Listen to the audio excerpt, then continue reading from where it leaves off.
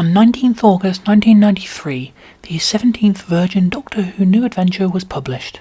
With many of the books up to this point airing towards the rad rather than the trad, a certain part of the fanbase will have been happy to see it was written by former Target Books editor Nigel Robinson, author of the third Virgin New Adventure, Timewyrm Apocalypse, arguably the most traditional of every new adventure to this point. Would these fans get the chance to enjoy a brief, snappy, thoroughly traditional runaround in the same vein as that book? No. Welcome back to the Library of St John the Beheaded, a history of Doctor Who in prose, and this time we'll be opening up Birthright by Nigel Robinson.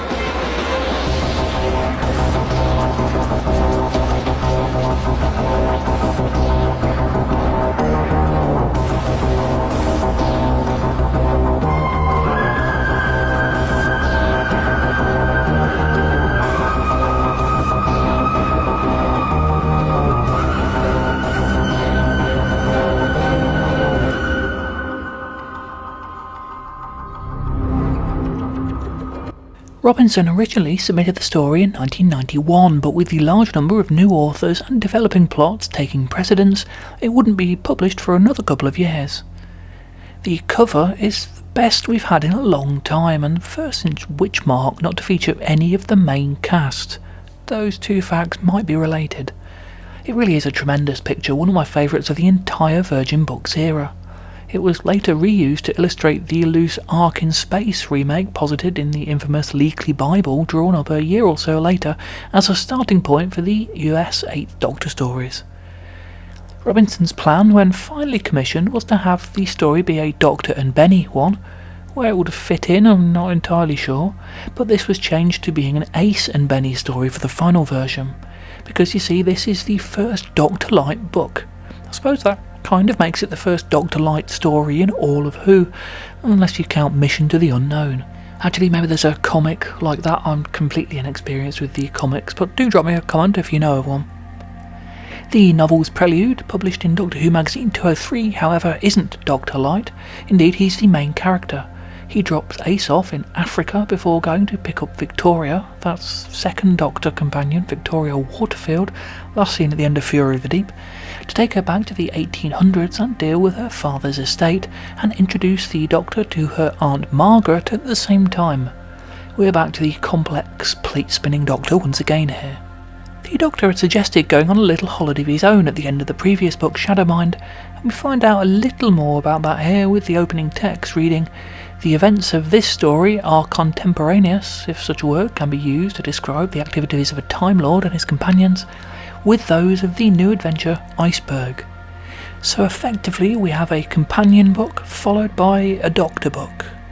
Honestly, I really like this idea. Playing with the format like this is welcome, and if it's done successfully, and spoilers it is here, it can add a whole new perspective on Doctor Who. What is a normal Doctor Who story like without the Doctor? How will companions survive out of their own time without his charm and presence and technology and knowledge? Well, let's find out. The prologue, the Queen of an Alien Species, the Charl on the dying world of Anticon 3,000 years after they arrive there, talking to a man called Moldwitch about the future of her species, is quite jarring in context of what comes next. Well, actually what comes next is a brief interlude. A 13th century peasant encounters a magical figure, while a letter is written to the Times in 1908 asking if anyone knows why the sky over Cambridgeshire turned bright in the middle of the night. And then we're on to the main part of the book. Birthright is split into 4 sections: Benny, Ace, Benny and Ace, and the TARDIS. And the first Benny section is as far from insect aliens on desert planets as it comes. Benny is living in London in 1909. We're immediately shown that this is a different kind of novel to Robinson's first, which felt like a long-lost Target novelisation. Although at 216 pages, this is the shortest new adventure since that book. Our first shot of Edwardian London is of a grizzled, overweight drunk, Ernie Wright, stepping out with someone who is strongly hinted to be a teenage prostitute. Yeah, this is a much more grimly realistic and adult book than Timewyrm Apocalypse. It's also staggeringly better written. From the word go, the text leaps off the page, filled with vivid descriptions of the city and characters and sparkling dialogue. We get an immediate idea of exactly who Ernie and Lily are, as he gets spooked while drunkenly listening to her recount gossip of spooky goings-on around Spitalfields. Sadly, it is Lily, the infinitely more likeable of the two, who finds herself facing a giant invertebrate and watching as it spills her hot guts onto the ground. Yep, this is a startlingly gory book when it needs to be. It's kind of another prologue in itself, as the Doctor briefly appears to convince everyone that Ernie wasn't the murderer, which he wasn't. You see, he's Barbara's grandfather, or maybe Polly's, but they're both rights. This is the first of quite a few continuity moments in Birthright. Robinson believes they're justified if they serve the story, which is fair. In this case, well, other than the red herring of suggesting the Doctor will be a main character in the book, it sets up the general giant insects in London plot pretty well, but the Doctor saving a companion's grandfather is a bit unnecessarily convoluted. It's at least done subtly, if nothing else. We get a moment of cloister bell activity in the flashback near the start, a while since we heard that. A section in which the Doctor is shown to have planned the whole series of events, leaving Benny money and information for her time in London. Benny mentions Khan as a good place to look for the elixir of life, and has heard the Doctor mutter the names of Adric, Sarah and Katerina. Ace hangs a lampshade on the cliché of using ventilation shafts to navigate unseen, which is a touch more meta than Who usually was at this point. She also references New Skaro as the place Daleks are now found. This is a very rare hint at post-remembrance of the Daleks' continuity. When considering time travel outside of the TARDIS, Ace recalls the Curse of Fenric and Silver Nemesis. And as for New Adventures continuity, well, we get another 3 bloody references to the loss of the 7 planets in the Pit. By now easily the most referenced New Adventure somehow. Ace has told Benny about the deaths of Julian from Love and War and Raphael from Time Worm Apocalypse. All in all, there are quite a few references in this book, occasionally unnecessary, although usually utilised in a way which makes sense on a character level. Anyway, yes, so Benny is stranded in London in 1909. The TARDIS is a mere police box, wooden, empty, standing on the bank of the Thames. She ponders the ship, remembering that it had, among its miles of corridors, a conservatory, a laboratory and a cinema. I wonder what films played there. As she pondered, she's watched by Member of Parliament Edward Rutherford and the eerie but powerful Jared Khan, both members of the Sacred Order of the New Dawn. While Khan, the Order's leader, claims to know nothing of the murders occurring, it's made pretty clear from the off that these are the villains of the story here. Also known as the Brotherhood of the New Dawn, they are, as the name suggests, a secret society whose goals involve the dawn of a new era for mankind. While not the single most original idea in broader fictional terms, it wasn't an especially well-worn idea within the Doctor Who universe at the time. I can't find any confirmation of a direct link, but the similarly named Sentinels of the New Dawn appeared in the Big Finish story of the same name, in which they tried to use a pandemic to force a great reset. Oh dear, that reads less well after some people got especially weird about COVID. And also the 6th Doctor Lost story Leviathan. I like to think of them as offshoots of the same organisation. Picking up from the prelude, Benny is stopping with Victoria's Aunt Margaret.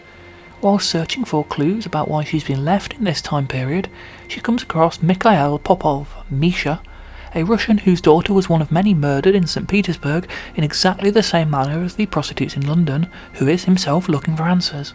His English tutor at home was one John Smith. An attack on her person and attempted robberies of the house she's staying in and her safety deposit box lead Benny to an occult bookshop and its owner Jared Khan. After she leaves, he arranges for Margaret to be murdered and for Benny to be found guilty for the killing. She ends up in Holloway Women's Prison. We only get a chapter spent in the prison, but it does a pretty good job of describing a particularly unpleasant place. A series of raucous, obscene caterwaulings broke the cold morning air as Benny shuddered on her hard wooden bed and woke up to the sound of her second morning in Holloway Women's Prison in North London. The shrieking came from the women in the cells adjoining hers as heavy-built, sullen-faced screws bashed on their cell doors, waking them up for the morning slop-out. Wearily, Benny dragged herself out of her cold bed and felt around in the dark for the foul-smelling slop bucket which had been stinking the cell out all night. Her cell door clanked open, letting in a stream of cold yellow light from the prison landing. On top of this, the New Dawn lot are bribing an inmate to get the TARDIS key from Benny. This results in her being attacked. After she's eventually freed from prison, she has a further encounter with Jared Khan and Bellingham, who are then happy to explain what's going on. The meteorite that landed in Siberia the previous year, the one that lit up the sky in Cambridge, and is now known as the Tunguska event, released an enormous amount of energy that tore a hole in the space-time continuum, and the Charl, those giant insects from the prologue, are using it as a way of escaping their depleted homeworld. Khan is trying to help them, and his motives remain a mystery at this point. Between the chapters there have been several interludes documenting his travels over 700 plus years, seeking the TARDIS, wanting to use its power to keep the Great Divide open and let the Charl through. Interestingly, the third Doctor will take Jo and Liz to see the Tunguska event in David A. McIntyre's 1999 past Doctor adventure The Wages of Sin. A brief encounter with a Charl leaves Benny infected with its eggs, and at the book's halfway point, Part 1 finally ends and we shift to Ace. To be fair, Part 1 does a lot of the heavy lifting, setting up most of the book's plotting, explaining how much preparation the Doctor has done, broadly covering the Charl plot, so it makes sense that it takes up more than the other sections. Part 2 is called Ace, and is set on the planet Anticon in the year 2497 of the Great Migration. It's a very startling change of pace after 110 pages of murky London backstreets, although as it returns the reader to the setup of the prologue, it isn't completely alienating. Anticon is not a welcoming place. The decimated atmosphere means Ace requires her bodysuit, high-strength sunblock and sunglasses just to be able to function without burning to a crisp or being blinded. The human natives all have extensive body hair to protect them from the sun's rays. They're nicknamed the Hairies. The planet is miles off the space lanes. Ace's communicator gets no signals despite a range of more than 2 light years. She's found herself leader of the Hairies and is teaching them to fight back against the Charl, who've been killing and eating them. In some ways this feels like a really traditional Doctor Who story here. The companion teams up with the ineffectual locals, helping them band together to fight back against their oppressors. Either way, she leads the Hairies against their Charl, and all the time the mysterious Mould Witch looks on, informing the insects leader that they need the TARDIS in order to travel to Earth and find a new home. We quickly get our first hints of what's actually happening here. Firstly, Ace thinks she recognises a coastline, although quickly dismisses this as irrelevant. Soon after, a conversation between Mould Witch and the Charl reveals that the Charl who are psychically keeping the Great Divide open are called chronomancers. For those who still haven't caught up, the following chapter spells it out, as during the raid on the Charl Hive, Ace and some of the Hairies are forced to cut through concrete and find themselves in the Channel Tunnel. Yes, Anticon is Earth, and the Charl are travelling through time rather than through space. Hold on, a desolate planet with a wrecked ecosystem is Earth of the future, after humans have drained it and left it for dead, the only survivors being heavily mutated, and a character's called Benny. Is this Orphan 55? Anyway, the interior of the Charl Hive is described as being ornate and beautiful, full of sparkling golden threads and pictorial histories of the species. The chamber with thousands of pupae and the captured Hairies, drugged and awaiting consumption, is similarly vivid. If Birthright has a problem, it's its brevity. I wish we'd have more chance to explore the Charl Hive and experience its wonders in a lot more detail.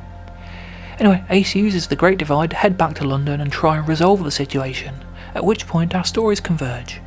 Part 3 is Benny and Ace and opens where parts 1 and 2 left off, Ace knocking Benny out, thinking she's an attacker.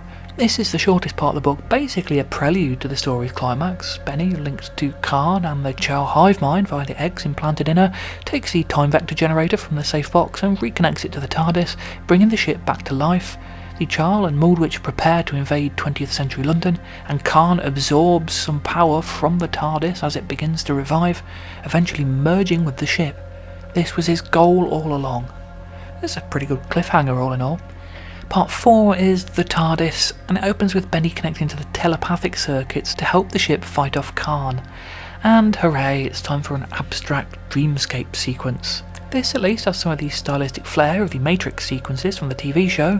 The eagle-shaped lectern seen in 60s console rooms complains about the third Doctor sticking him in a storeroom. Khan disappears, leaving Benny holding the lapels of an empty suit. But it's still a bit ponderous and metaphysical and frankly a bit pretentious. Benny's about to be executed by French revolutionaries for forging her qualifications when, actually her head is chopped off, but she's fine because none of this is real. We discover that Khan, real name Count Alessandro de Cagliostro, and we will actually see a little more of him in a missing adventure several years down the line, has been given an extended life by the Queen of the Charl, but all that he really wants is true eternal life without wasting away, which he believes he's gained by becoming the TARDIS, and this mission was suggested to him by the Doctor when he was young.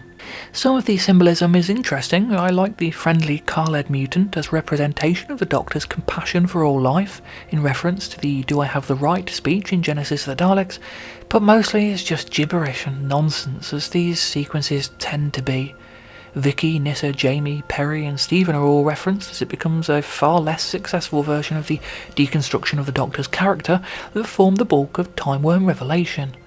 It's arguably the first book to be directly influenced by that work, but it misses the point a little. All that stuff makes sense as a manifestation of the Doctor's own guilt, trauma and self-loathing, but as the interior workings of the TARDIS, it just feels a bit like, well, a massive load of wank, to be honest.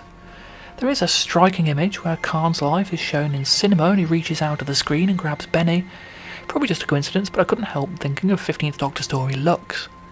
The final solution to the problem of Khan is very satisfying. Ace pilots the TARDIS to the far future, where Khan departs to investigate the part of the ship that had taken her there in the first place. Believing himself to be safer in that part of the TARDIS with no meddling humans, he takes off, and so does Ace to the same point in time and space, performing a time ram on him, sending him hurtling out of the time vortex to his destruction. Basically, the TARDIS sacrifices a small part of herself to destroy him. And he lands, of course, in Tunguska as the meteorite that set off the chain of events in the first place. I spend a lot of the book wondering just how a bit of falling rock could release time and space splitting energy like that, and it's such a wonderfully neat conclusion. Of course, there's still the matter of the child to deal with, although they're relatively easily cleared up, sent to a corner of the TARDIS where they'll be safe. That's considerably less neat a conclusion, sadly. Which leaves the question, who is Mordwitch? Well, he's revealed to be a Time Lord. He's the one able to get the child into the TARDIS and pilot it over London to absorb any of their eggs that remain, although as the first epilogue reveals, he misses one. But he never actually says who he is. He eventually finds himself exiled back on the Anticon era of Earth once again. The TARDIS doesn't want him aboard. But he isn't entirely alone. The Doctor, the 7th Doctor, visits him from time to time. There are some interesting hints in their conversation. He shares the same memory with the Doctor, one of the last Lion on Earth being killed, and he knows Ace will end up in 19th century France, which we saw in the Curse of Fenric novelisation. Nigel Robinson admits that he didn't have definite plans for who Mordwitch is, but one of his ideas was that he could be a future version of the Doctor. We do eventually find out in 33 books' time, the same book in which we discover the eventual fate of the child. But that's a story for another day, or another year probably. Birthright ends with the Doctor appearing in the console room as if nothing's happened. He claims he's been in his quarters all this time. The flecks of ice on his coat suggest otherwise. The 7th Doctor is, in his brief appearance at the start, up to his usual tricks, managing to make Constable Hawkins believe he was in the pub with suspect Ernie Wright when the murder Wright was suspected of took place. He's begun to decorate the console room with antiques once again, much like in the show's heyday. The entire setup has actually been pieced together by him, Margaret Waterfield being led to believe her brother Edward moved to Africa and Victoria moved to Argentina, even getting Victoria to write her aunt letters which were then sent from there over a period of years. He uses some money from Victoria's inheritance to buy the house Margaret lives in and lets her know Benny will be arriving. He does at least let Victoria keep the rest of her inheritance, although as she invests that in founding the New World University, as seen in Downtime, maybe that didn't work out quite as well as it could.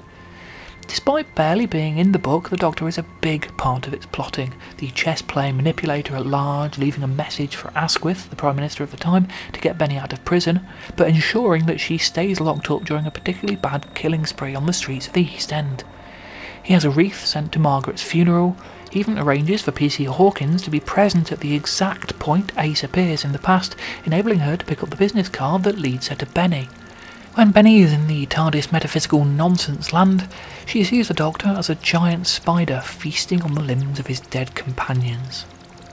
Benny's given her first TARDIS key at the start of the adventure before she's abandoned by the Doctor.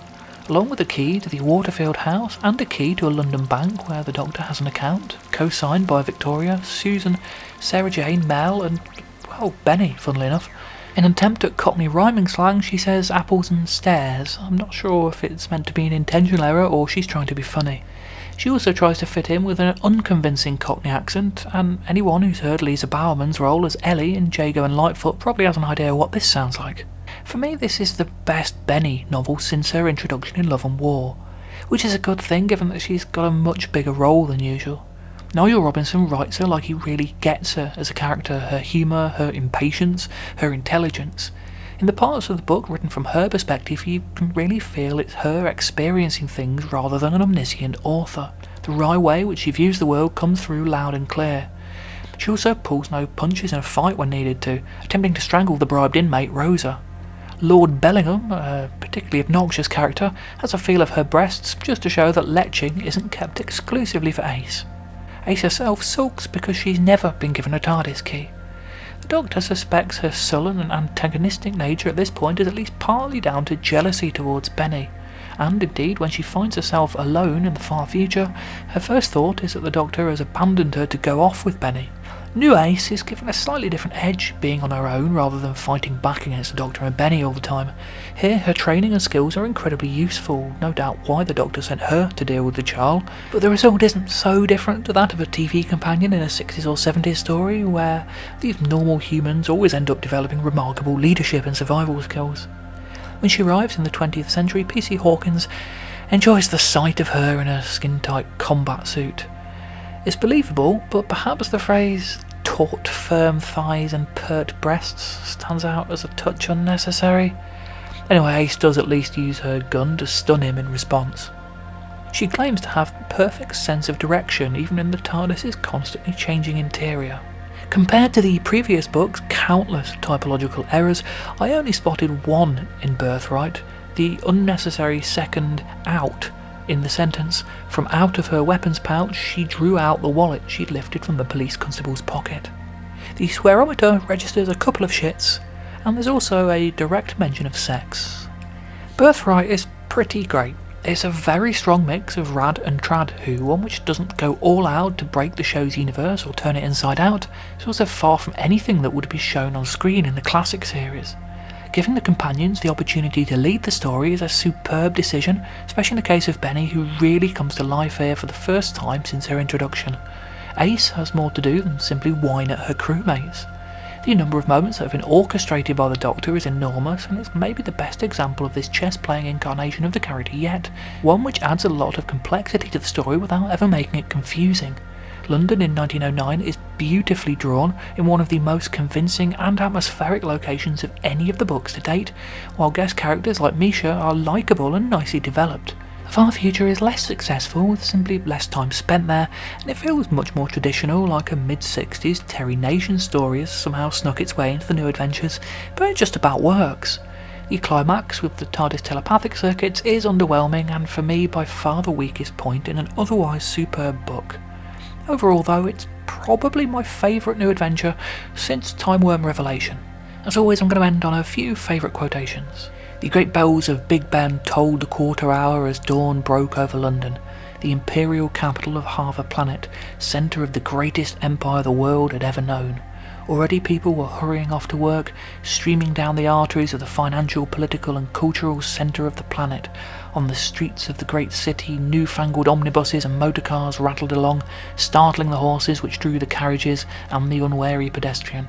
The air was full of the buzz of Englishmen and women, blissfully certain of their well-being and their undeniable superiority over every other race on the planet. Margaret smiled winningly at the younger woman until Benny bowed to the irresistible pressure. Never engage in single-handed, unarmed combat with special weapons Daleks or little old ladies with a heart of gold, she reminded herself. Couldn't a woman be left alone in a bar to have a couple of glasses of malt whiskey without being pestered by overweight middle-aged males with an abnormally high testosterone count? In February 1999, an audio adaptation of Birthright was released. Not a direct adaptation though, this was part of the first series of Bernice Summerfield audios, the inaugural Big Finish range. The fourth story in the series, it was the first not to be an adaptation of one of the later Benny-led new adventures. Big Finish didn't have the Doctor Who licence at the time. Indeed, it was the high quality The Benny series that secured them the licence in the first place, so it was rewritten to remove Ace, the Doctor, Mouldwitch and the Waterfields. In this version, it's Jason Kane who ends up in the far future with the Charl. The adaptation otherwise remains pretty faithful, with Benny and Jason's time rings being sought out instead of the TARDIS, but the plot being largely the same. Without the TARDIS, however, things play out pretty differently near the end, with Khan simply seeking power when the Charles invade, and no daft metaphysical world within the ship's telepathic circuits. While this results in both Khan and the giant insects being slightly more like one-dimensional villains in this version, it does help tighten up the end of the story a lot. And that's your lot for this episode. I do hope you enjoyed it. I'm doing some research into video software and will hopefully have something a little more visually exciting for you in the next video or two, so that's something to look forward to. Meanwhile, do drop me a comment or a like, that always helps appease the YouTube algorithm, and hit the subscribe button if you want to see more videos of my insane task of covering every Doctor Who book.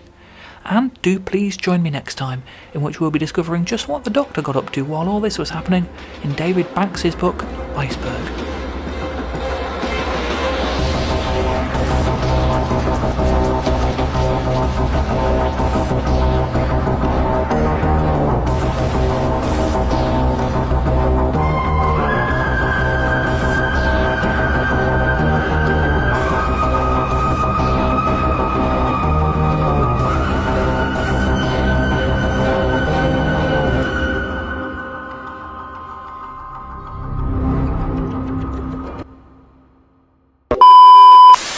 Margaret smiled winningly at the younger woman until Benny bowed to the irresistible pleasure. Indeed.